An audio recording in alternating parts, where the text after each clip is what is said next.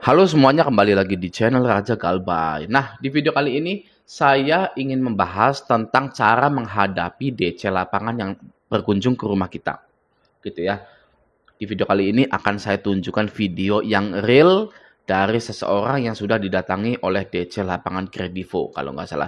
Mungkin video ini sudah lama gitu ya, sudah beredar dimanapun. Tapi nggak apa-apa buat edukasi para Galbayers jika ada DC lapangan yang datang ke rumah gitu. Oke, nah langsung saja kita lihat videonya. Mana ini videonya ini?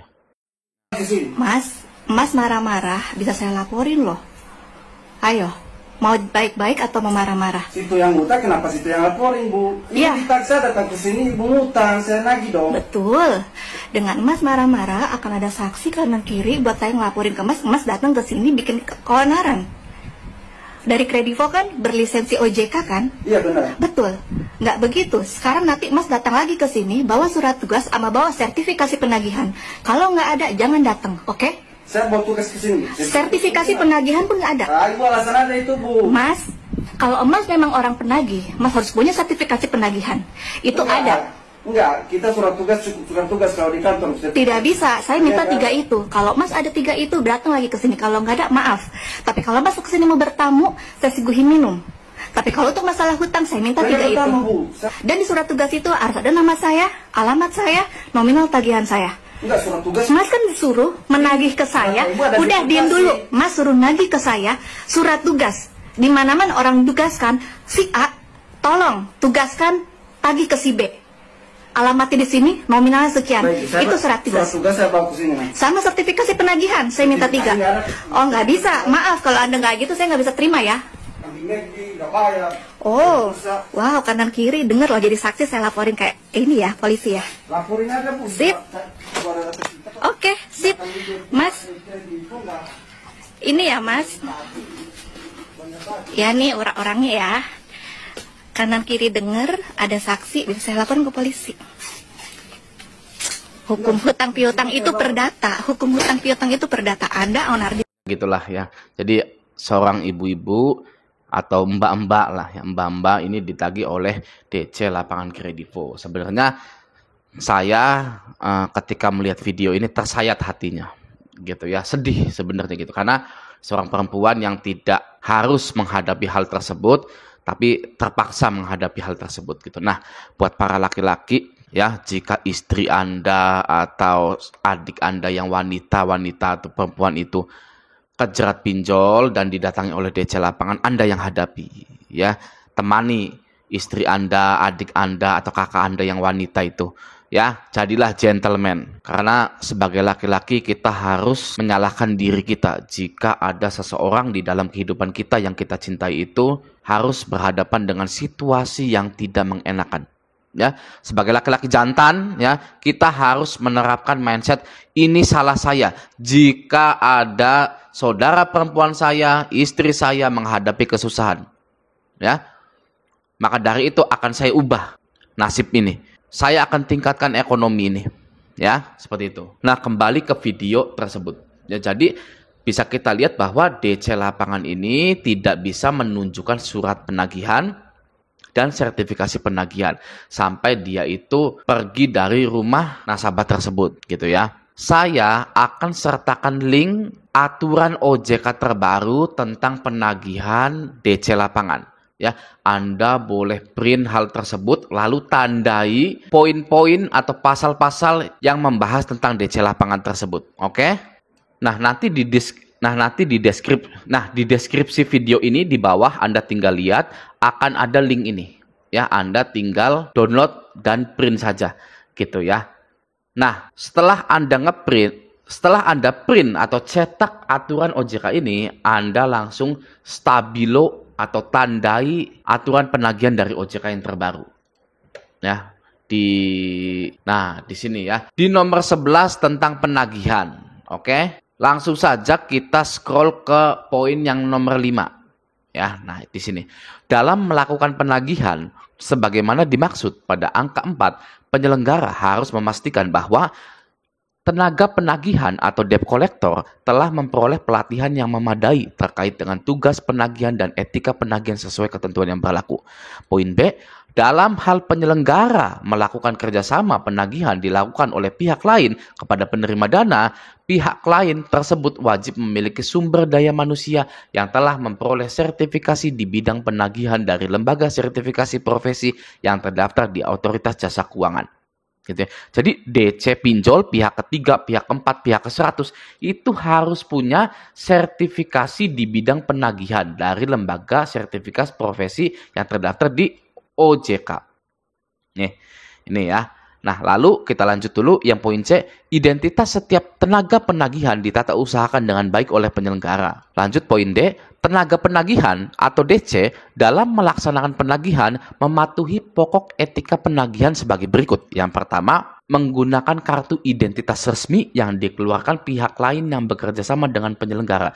Jadi harus ada ID card-nya. Ya, ID card dari pinjol tersebut, oke?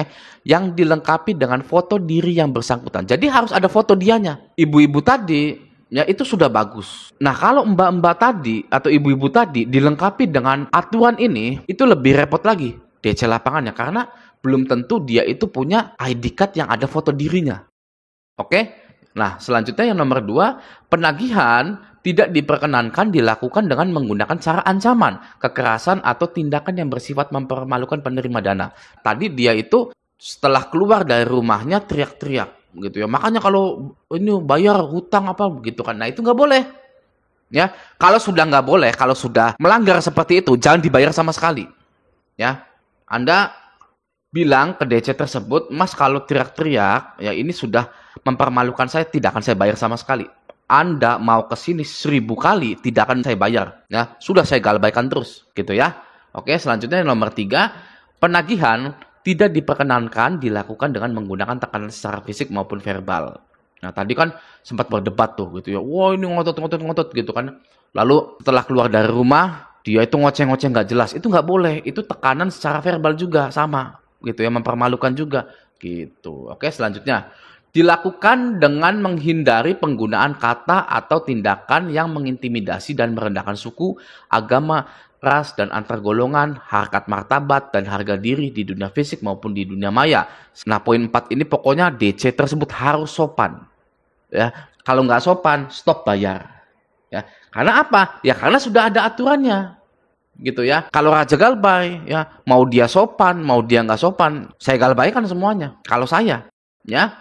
Oke, selanjutnya yang nomor 5, penagihan tidak diperkenankan dilakukan kepada pihak selain penerima dana. Jadi, tidak boleh nagih ke tetangga, ke RT RW, dan lain-lain.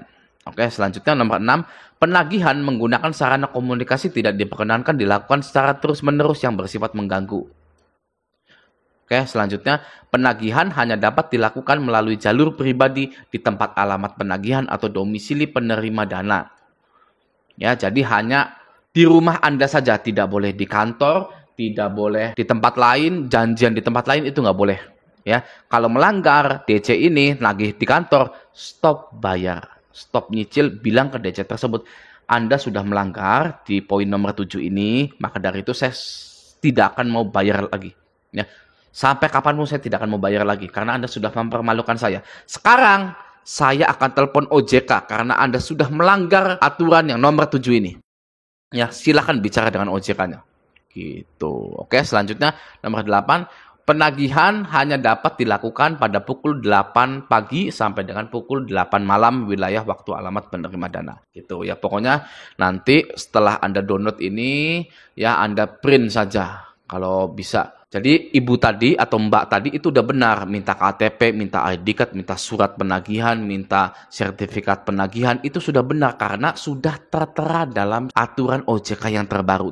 Ya, Bang, ini mah hanya aturan doang, Bang. Ya, nah kita jangan membiasakan hal tersebut. Ya, pinjol itu tahu kalau kita itu memaklumi kalau pinjol itu melanggar aturan.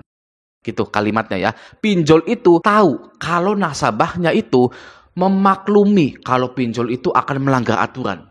Maka dari itu pinjol-pinjol dulu ya penagihannya itu sekarat kadal gitu ya. Sudah ada aturannya pun penagihannya masih waduh kacau balau. Gitu ya, karena kitanya pun mengizinkan maksudnya gitu ya. Nasabah ini kebanyakan mengizinkan pelanggaran yang dilakukan oleh pinjol. Oke? Nah, ibu tadi atau mbak tadi ini itu tidak mengizinkan adanya pelanggaran pada penagihan tersebut. Ya, maka dari itu DC-nya ketar-ketir sampai pulang. Ya kan, DC Kredivo tadi ini kan sampai pulang nih. Tuh ya, Plat nomornya ini. pulang. Ya kan, karena itu tadi seorang nasabah yang tidak membiarkan adanya pelanggaran di pinjol kepada nasabahnya. Gitu ya. Kalau kita selalu memaklumi pelanggaran yang dilakukan pinjol, waduh, ya itu nggak akan berarti sebenarnya seperti ini. Gitu ya. Nah, jadi sepengalaman saya yang pernah ditagih oleh DC lapangan pinjol, DC lapangan koperasi, DC lapangan leasing, itu ya, kalau Anda terus menetapkan aturan-aturan yang ada pada OJK kepada DC lapangan tersebut, maka Anda tidak akan ditagih lagi selamanya. Ya, klik link di deskripsi video ini untuk ngeprint atau menyimpan peraturan OJK yang terbaru. Gitu. Oke ya, nah semoga video ini bermanfaat. Sampai jumpa di video selanjutnya.